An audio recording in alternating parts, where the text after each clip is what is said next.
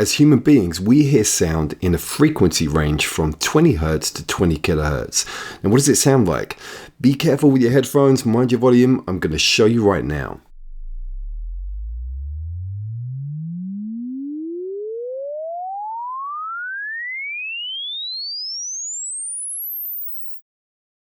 Now you just heard a sine wave. It's the most simplistic form of waveform there is, and it's an essential building block of all sound. Lower pitches have less cycles per second, and as we go up the frequency range, we get more cycles. We measure frequency in hertz, that's cycles per second. Now behind every musical note, there is a frequency, and it is measured in hertz.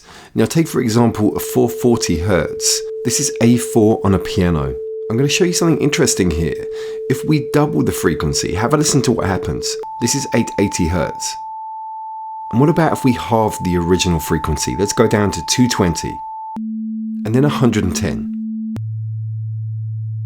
What we're hearing is an octave spacing. To go up an octave, you double the frequency. To go down an octave, you halve the frequency.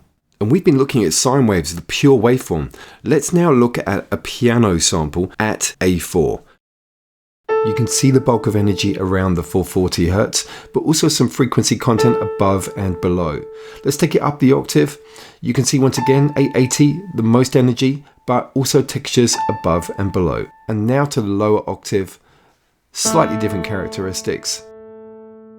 But this is all to do with the instrument itself, the piano hammers, the body, the enclosure, the characteristics of that instrument.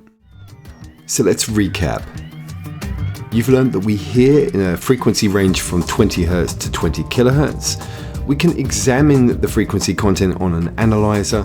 The sine wave is the simplest form of waveform. Frequency is measured in hertz, that's cycles per second. Behind every musical note there is a frequency, and if we double the frequency we go up an octave. If we halve the frequency we go down an octave.